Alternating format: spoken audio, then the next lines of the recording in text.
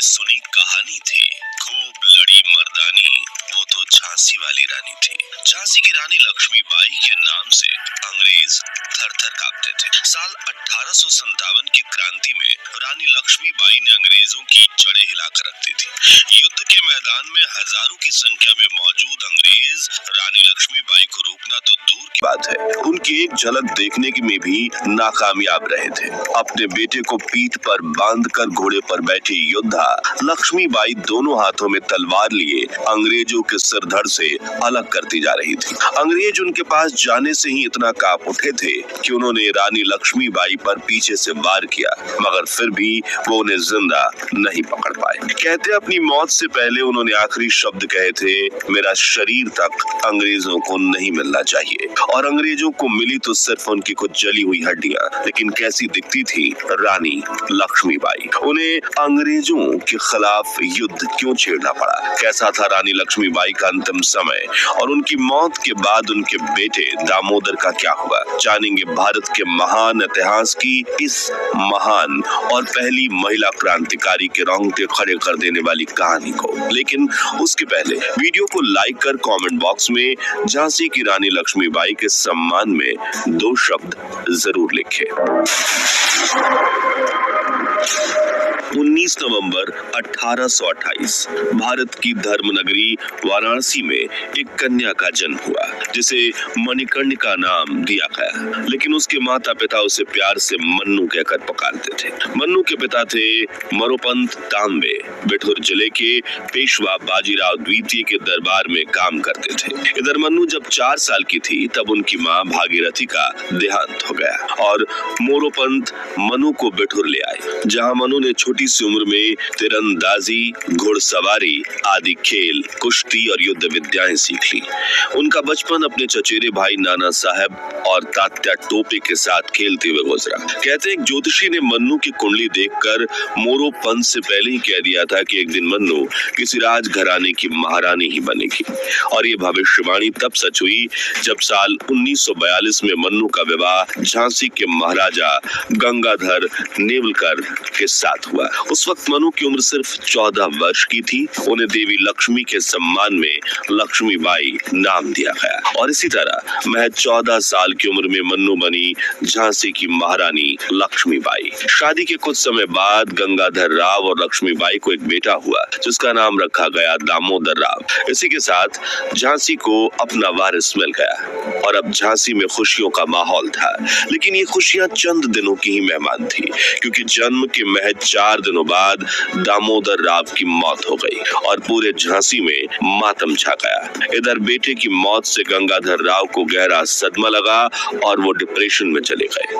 उधर अंग्रेज मराठाओं के इस धनी राज्य को अपने कब्जे में करने को लेकर प्लान कर रहे थे। तब अंग्रेजों से झांसी बचाने के लिए साल 1853 में राजा गंगाधर राव ने अपने रिश्तेदार बेटे आनंद राव को गोद लिया। उनका नाम बदलकर दामोदर राव रख दिया और अपनी वसीयत में उनको अपना वारिस घोषित कर दिया। मगर ब्रिटिश सरकार इतनी आसानी से गंगाधर राव का पीछा छोड़ने वाली नहीं थी और उन्होंने दत्तक पुत्र दामोदर राव को महाराज गंगाधर राव का वारिस मानने से इनकार कर दिया, जिसका कारण था लॉर्ड डलहौजी। साल 1848 में अंग्रेज अधिकारी बना, जिन्होंने डॉक्ट्रिन ऑफ लैप्स नाम का एक नया कानून किया, जिसमें साफ लिखा था कि अगर किसी राजा के पास नेचुरल औरत गहरी नींद में थी, उसका पति चुपके से उठा और उसके पांव के तलवों पर काली बना चुका था और अब बारी थी झांसी की। और अब अंग्रेजों ने दामोदर राव को महाराज गंगाधर राव का उत्तराधिकारी मानने से इनकार कर दिया था। इस सदमे में 21 नवंबर 1853 के दिन झांसी के महाराज की मौत हो गई और पूरे राज्य की जिम्मेदारी आ गई रानी लक्ष्मीबाई के कंधे पर, जो जल्द ही भारत में ब्रिटिश हुकूमत की नींव हिलाने वाली थी। अब कहानी में आगे बढ़े तो महाराज की मौत के बाद रानी लक्ष्मीबाई को झांसी का महल छोड़ छोड़ना पड़ा और उन्होंने 3 मंजिल की साधारण हवेली रानी महल में शरण ली, जहां रानी ने वकील जॉन लैंग को मिलने के लिए बुलाया, क्योंकि वो हाल ही में ब्रिटिश सरकार के खिलाफ एक केस भी जीते थे। वो फारसी और हिंदुस्तानी भाषा भी बोल लेते थे और ब्रिटिशर्स उनके सामने लीगल बैटल लड़ते से कांपते थे। जब लैंग पहली बार झांसी आए तो रानी लक्ष्मीबाई ने अपने दीवान को एक घोड़े के रथ के साथ उन्हें लेने आगरा भेजा था। उन्हें 50 घुड़सवारों की एक पालकी झांसी ले आई, जहां रानी लक्ष्मीबाई ने उनसे मुलाकात की। दोनों ने अंग्रेजों के खिलाफ लीगल बैटल को लेकर कई घंटों चर्चा की, लेकिन रानी पर्दे के पीछे बैठी हुई। मगर कुछ देर बाद उनके बेटे दामोदर ने अचानक से उस पर्दे को हटा दिया। जॉन लैंग ने पहली बार रानी को देखा, जिसका जिक्र करते हुए कहते हैं, रानी मध्यम कद की तगड़ी महिला थी। अपनी युवावस्था में उनका चेहरा बहुत सुंदर रहा होगा, लेकिन अब भी उनके चेहरे का आकर्षण कम नहीं था। मुझे एक चीज थोड़ी अच्छी नहीं लगी, उनका चेहरा जरूरत से ज्यादा गोल था। हाँ, उनकी आंखें बहुत सुंदर थीं और नाक भी काफी नाजुक थी। उनका रंग बहुत गोरा नहीं था। उन्होंने एक भी जेवर नहीं पहन रखा था, सिवाय सोने की बालियों के। उन्होंने सफेद मलमल की साड़ी पहन रखी थी, जिसमें उनके शरीर का रेखांकन दिखाई दे रहा था। जो चीज उनके व्यक्तित्व को थोड़ा बिगाड़ती थी, वो थी उनकी फटी आवाज। जॉन ने रानी लक्ष्मीबाई की तरफ से अंग्रेजों के खिलाफ काफी लंबी लीगल बैटल लड़ी, लेकिन अंग्रेज उनकी हर अपील को रिजेक्ट करते जा रहे थे। उन्होंने रानी को बताया कि अब लीगल बैटल से कोई फायदा नहीं होने वाला। इधर रानी लक्ष्मीबाई भी समझ गई थी कि अब जंग के अलावा कोई विकल्प नहीं है, और उन्होंने अंग्रेजों के खिलाफ हथियार उठा लिए। साल 1857 आते आते ब्रिटिशर्स और झांसी की रानी के बीच जंग के हालात बनने लगे। उन्होंने झांसी की सुरक्षा के लिए अपनी एक निजी सेना तैयार की, जिसमें महिलाओं की बड़ी भूमिका थी। झलकारी बाई, सुंदर मुंडेल और ना जाने कितनी महिलाएं रानी के नेतृत्व में तलवार चलाने और गोला बारूद से खेलने लगी थी। रानी ने साफ शब्दों में अंग्रेजों को चेतावनी दी थी, मैं अपनी झांसी नहीं दूंगी। अंग्रेज भी झांसी को हथियाने को लेकर किसी भी हद तक जाने को तैयार थे। इसलिए मार्च 1858 में जनरल ह्यूरोज की अगुवाई में अंग्रेजी सेना ने झांसी पर चढ़ाई कर दी। झांसी की चारों तरफ से घेराबंदी कर दी गई। तोपों से महलों पर गोले बरसाए जाने लगे, लेकिन रानी लक्ष्मीबाई और उनके सिपाही डटे रहे। रानी खुद सैनिकों की तरह कवच पहनकर मैदान में उतर चुकी थी। उनकी तलवारें इस बात की गवाह थी कि वो लड़ाई सिर्फ राज्य के लिए नहीं, पूरे भारतवर्ष की आत्मा के लिए लड़ रही थी।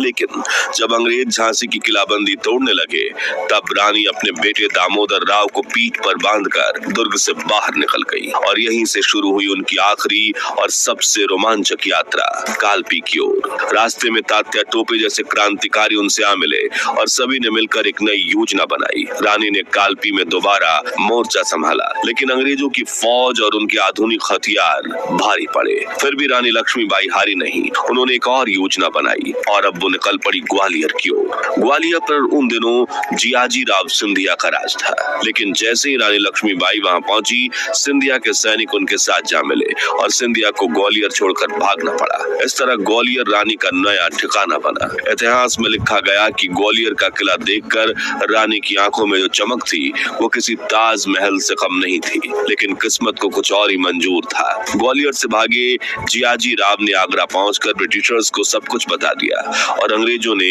अपनी सेना को ग्वालियर भेज दिया। और 18 जून 1858 ग्वालियर के पास कोटा की सराय में वो ऐतिहासिक युद्ध हुआ, जिसे आज भी भारत की आजादी की पहली नींव कहा जाता है। अपने बेटे को पीठ पर बांधे रानी लक्ष्मीबाई अपने घोड़े पर सवार थीं और दोनों हाथों में तलवार लिए वो अंग्रेजों के सर धड़ से अलग किए जा रही थीं। लेकिन अंग्रेजों के पास बंदूकें थीं जो रानी के सैनिकों पर भारी पड़ रही थी, लेकिन वो डटे रहे। इधर ब्रिटिश सेना की कमान संभाल रहे कैप्टन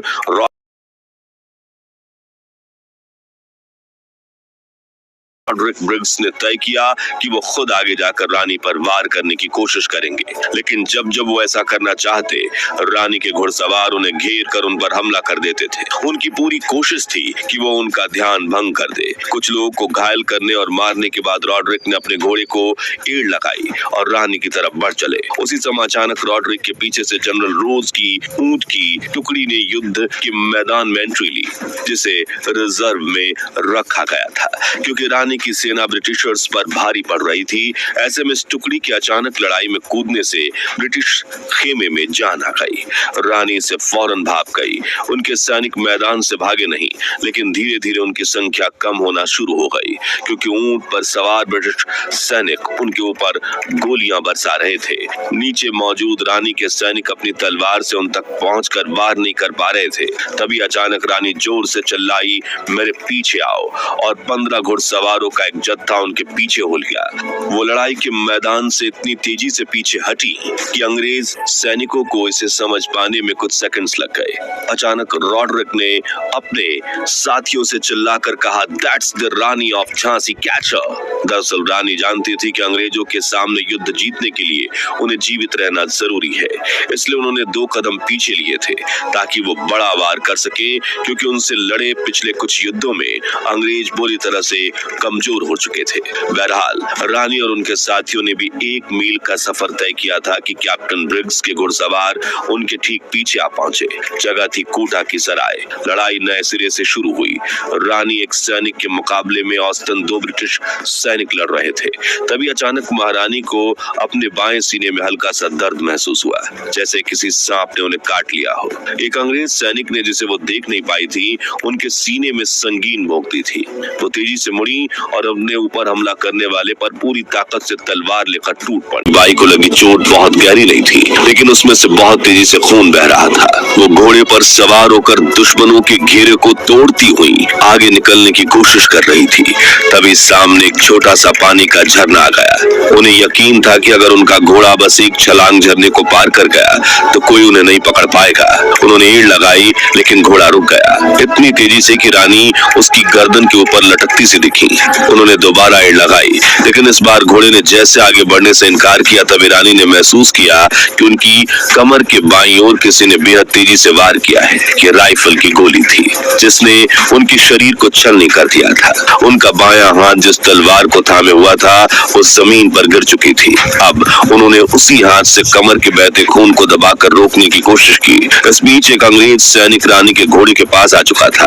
उसने वार करने के लिए अपनी तलवार उठाई और रानी ने भी आखिरी हिम्मत जुटाई और अपनी दाहिनी हाथ की तलवार से वार रोकने की कोशिश की, लेकिन अंग्रेज की तलवार इतनी जोर से उनके सिर पर लगी कि उनका माथा फट गया और खून से उनकी आंखें धुंधली हो गई। वो लगभग अंधी हो चुकी थी, लेकिन इस हालात में भी रानी ने उस सैनिक पर जवाबी वार किया। हालांकि वो वार सिर्फ उसके कंधे को ही घायल कर पाया। रानी अब अपने घोड़े से नीचे गिर पड़ी।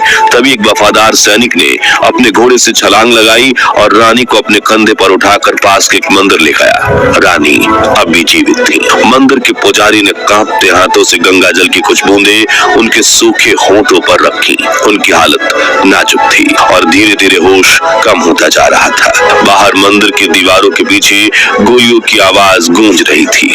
रानी के आखिरी सैनिक भी एक एक करके मारे जा रहे थे।